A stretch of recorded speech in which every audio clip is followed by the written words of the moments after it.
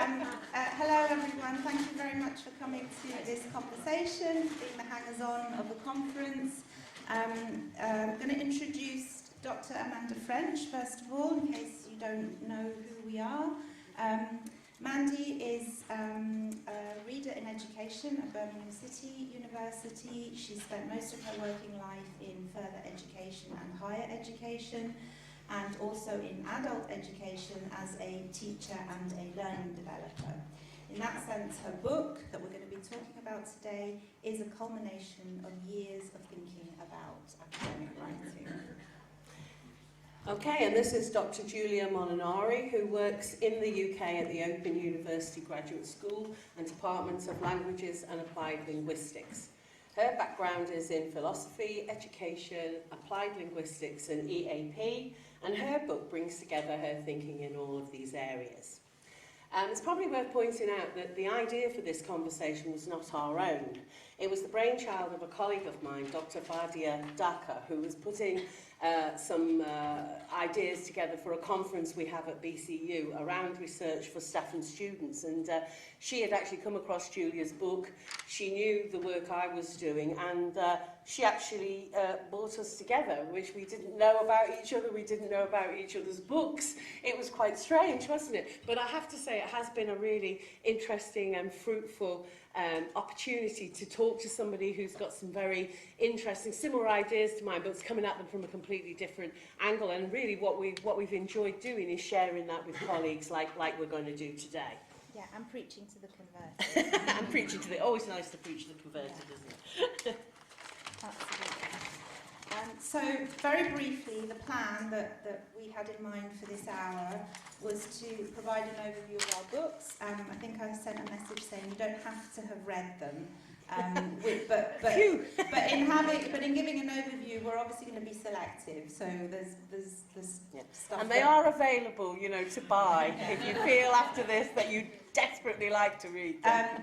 Julius is free. on the basis of that overview, we're going to set some provocations. So given the nature of the conference and the theme of the conference, that's what we're going to try and do. These provocations can be addressed through a series of conversations, and then once we've all had these conversations, we'll just see where it leaves us. And I'm sort of heartened by some other sessions that I've been to where it's okay not to have answers, especially Susie's session, that what if, it's okay to just say what if and that's it, leave it there. So we'll see where that leaves us. Okay, so over the next 10 minutes or so, we're going to provide an overview of our two books, which, as you can imagine, is going to be very skimpy, but at least it'll give you a sense of where we're coming from, and make some brief remarks about our shared vision. So Julia's going to start with that overview, and then I'll follow on. Okay, thanks, Mandy. Okay, so I'm going to talk about my books via somebody else's words. I've chosen this quote to capture what I think about, what I think my book is about. It's a quotation by Andrew Sayer, who is a sociologist. I've come across his work fairly recently, certainly since I wrote my book, but I find that a lot of what he says resonates with the way that I think about academic writing. So he says, social scientists have paid surprisingly little attention to the fact that their knowledge is invariably presented in the form of a text. He then goes on to say that this underestimates the significance of the fact that academic writing takes this textual form, which textual form may have a largely hidden influence on how we represent knowledge and how it's read. So Sayer's words resonate because they signal that writing, i.e. the multimodal and the rhetorical textual choices that we all have to make when we write, shapes or influences, in his words, knowledge, both in terms of how it's represented and in terms of how it's received or read. Later on in this section, which is actually the appendix of the book, I've got the book with me, I thought I'd better take it in case I need to check anything. Later on in the appendix, where he says these things, Sayer also indicates that in virtue of the power of writing to shape knowledge, it can be thought of as an actual method of inquiry.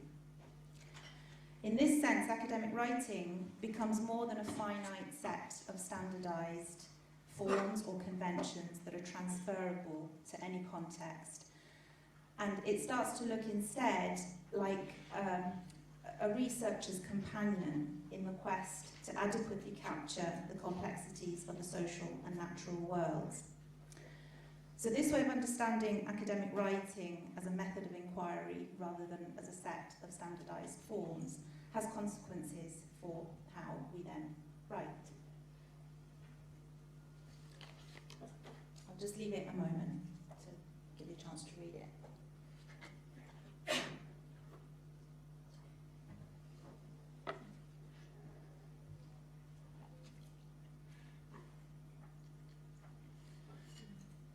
So specifically, quite early on in the book, I make the following two claims. So I'm going to comment on the first claim and then comment on the second claim.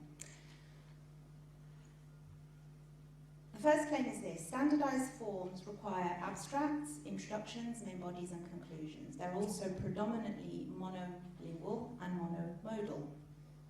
But one troubling shortcoming of this kind of standardisation is that it can narrow, distort or flatten epistemic representation. A related shortcoming is that standardisation is exclusionary, and this can lead to a range of epistemic losses and gains. So this claim captures the idea that how we choose to represent knowledge necessarily leaves some aspects of reality out whilst privileging, foregrounding the inclusion of other aspects. For this reason alone, academic writing can never be objective, despite EAP pedagogy being overwhelmingly premised on the assumption that academic writing has to be or can be objective. Second claim is that standardisation based on contingent and outdated norms becomes at best disingenuous and at worst exclusionary because it ignores the diverse identities of writers. Epistemically, it's also self-defeating, since knowledge is best arrived at via multiple representations. So it's this second claim that particularly recalls what Sayer said when he reminded us that textual forms may have a largely hidden influence on how we represent knowledge. And this again indexes the subjective nature of academic writing, and it allows me to argue throughout the book that knowledge is best served when we open it up to multimodal and multilingual representations.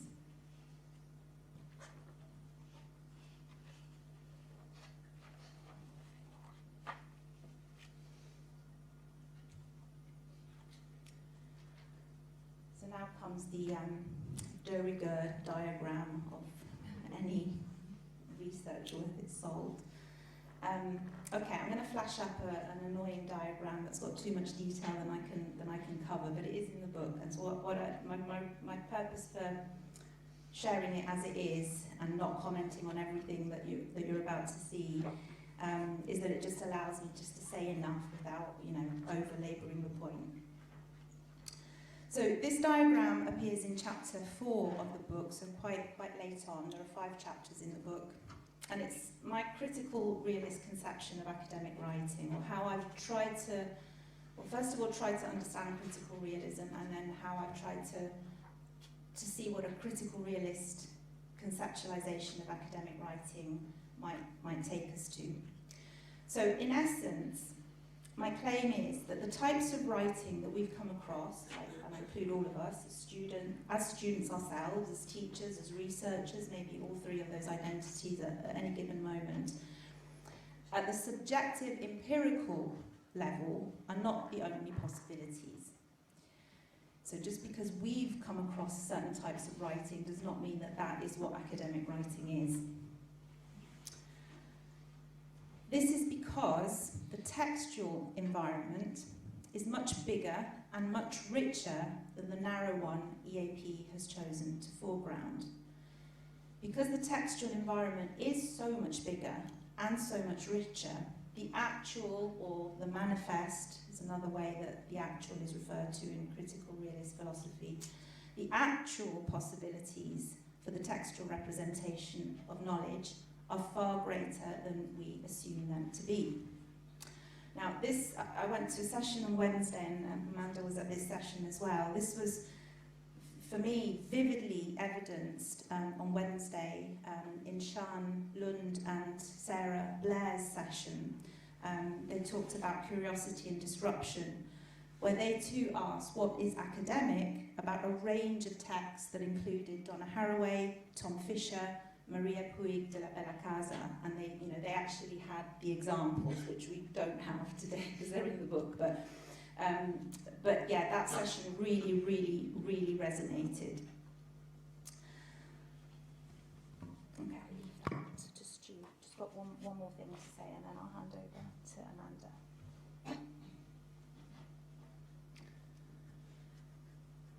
So in my book, I've argued that what makes writing academic is contested and always emergent.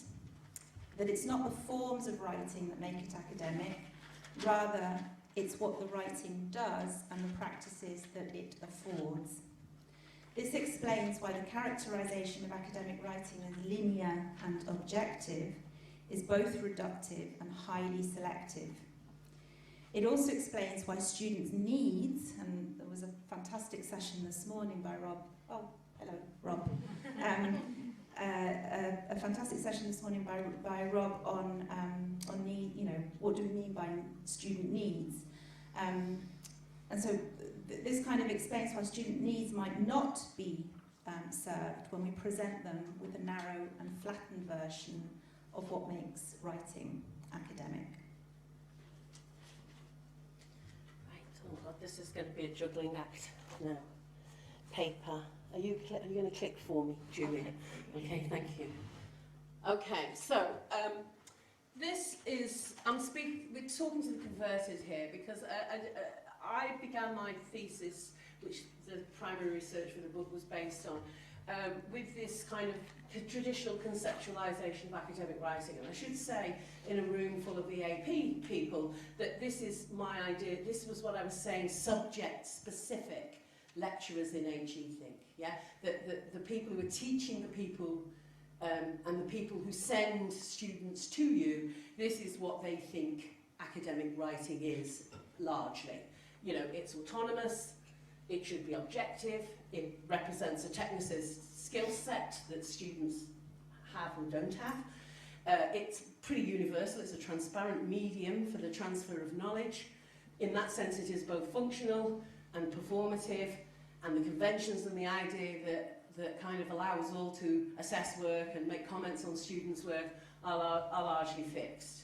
And then, like many of you in the room, and certainly like Julia, I myself had come to a more problematized conceptualization of academic writing that, for me, more as both a writer of academic writing, but also somebody who assessed a lot of academic writing and worked with students around academic writing, that it was very ideological, that it was actually very subjective, that it was essentially a social practice, that it was largely situated, and therefore that it changed. You know, the sort of writing you're expected to produce for your A-level essay isn't the same as your first year university piece of work, and isn't the same as doctoral writing, and so on ad nauseum. And that also a lot of what made writing good, quote unquote, or make academic writing work, is that it's essentially a creative act, that it is developmental and processual in terms of how you get to be an academic writer, and that actually what makes academic writing, I don't want to use that word good, but I will anyway, I'll put it in inverted commas, it is essentially fluid. So I became, because of this sort of difference, I became very interested in subject lecturers' complex relationships with academic writing, and by implication, the relationship they had with the idea of academic writing development and their actual relationship with academic writing developers. And I've been both over my time in education, so I knew that what really characterised a lot of those relationships were the deficit discourses that were driving how students' writing was characterised in the academy. And this led me, over time, to think about three essential paradoxes that I actually began my thesis with, because they were the starting point of my thought processes, and they were as follows. That what actually constitutes so-called good academic writing is notoriously difficult to define. However, the power of the concept of good academic writing is all pervasive in the academy. Paradox 1. Paradox 2. Academic writing is actually, in HE particularly, very discipline, what I called very discipline congruent. And yet most learning development is generic and not carried out by subject specialists, for obvious reasons. Most EAP and writing developers who have that generic approach are generalists. Not always, but often. And then finally, lecturers, subject lecturers in higher education, primarily measure learning through written assignments, but usually themselves receive little or no development around academic writing development, either for themselves or their students. So the more I thought about these three paradoxes, the more I became a little bit kind of confused about what we thought we were doing in HE around academic writing, and also what I thought I was doing, and I certainly knew the students weren't very sure about what they were supposed to be doing a lot of the time. So there was this, so throughout the book, therefore, I began with a premise, if you like, that I treated lecturers, subject-specific, academic writing practices and their associated artefacts and events, i.e. textbooks, lecture notes, module materials, assessment criteria, ever onwards, into a kind of, I treated them all as part of a kind of rhizomic figuration of entangled interactions, experiences and discourses existing within what Donald called the muddle of education. So that was the premise really of my thesis, that nobody really seemed to know what they were doing, or why they were doing what they were doing, or what they ought to do differently. So it was quite, you know, an interesting place to start. And then sort of as I worked through my thesis and sort of postdoctorally, I began to get very interested in this idea of what I called a queered philosophical practice, and if you want to get the ins and outs of that, you'll have to read the book, I'm afraid, but anyway, a queered philosophical practice imaginary for academic writing in higher education, which defines itself in opposition to dominant institutional, linear and hierarchical ways that lecturers are constantly or currently encouraged to think or not think. I think importantly, they're not encouraged to think about academic writing apart from its role as a product that somehow proves learning. So they're not really encouraged to think about their own or their students' academic writing practices and all the products that they're producing in higher education. So if you want to move... So this led me... This is rather an early version of it, actually. This is worse than mine. I told you it was a mess. But essentially, what I've been developing, you know, this was the beginnings of it in the thesis, but I've sort of refined it a bit more. But this was my attempt to represent, initially, the many influences on higher education lecturers when they're writing in terms of their exposure, and this is for all of us, their exposure to different kinds of writing, either educationally or professionally or creatively, in terms of what they were exposed to as children, in sort of school literacies. I was trying to include everything, but the point I was making by representing it rhizomically was they're all connected. They all create a kind of sedimented habitus, if you like, of writing that coalesces or comes to some kind of settlement around their identity as an HE lecturer. And I have written, there is a separate paper about this entirely, which you can look up at some point if you're interested. So increasingly, however, and this is where the next slide's going to go, having written the thesis and talked about lecturers and all the rest of it, increasingly, due to my work in various educational settings, I've become increasingly interested in the need for HE to consider students writing histories in a similar way, and to take a much more critical idea about how we use students writing histories and trajectories to inform writing development. So, come to settle around this idea that higher education needs to take seriously forms of academic writing development for lecturers and students in higher education that contribute and are central to debates around diversity, inclusion, equality and belonging. I've been very active over a number of years in EDI and social justice, I've always worked in widening participation, educational settings. And often academic writing and academic writing development are not particularly networked into ideas around EDI and diversity. But I'm arguing that they should be, and Julia will talk a bit about why she does too. So we just go to the second quote, Julia. So this, I've introduced you to this proposed new queered imaginary. Oh, let me just find a piece of paper that's going to help me say what I want to say. That is basically this new queered area.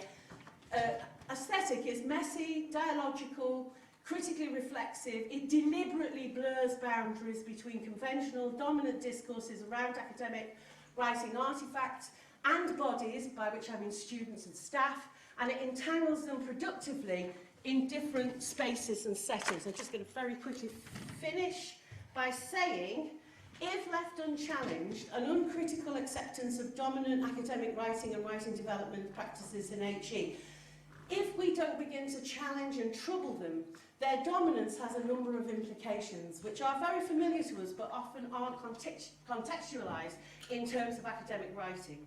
So, for example, I've discussed elsewhere the lack of some students' familiarity with accepted and expected academic practices reflects a wider unequal distribution of cultural and social capital in society. And that is often not overtly, deliberately made clear to students when we engage in these deficit discourses that often result in them coming along for support around their writing.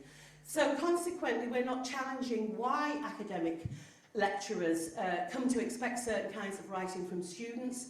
No more do they question why they are themselves expected to produce certain types of writing when they submit their articles to editors and journals. But that's another story. But anyway, that takes us along to where Julia wants to go. So this idea of diversity has been mentioned in the last 20 minutes. Yeah, the idea of diversity has been mentioned a few times, and we haven't got time to sort of go through all the synergies that there are between our two books, but so we've just chosen this one on diversity.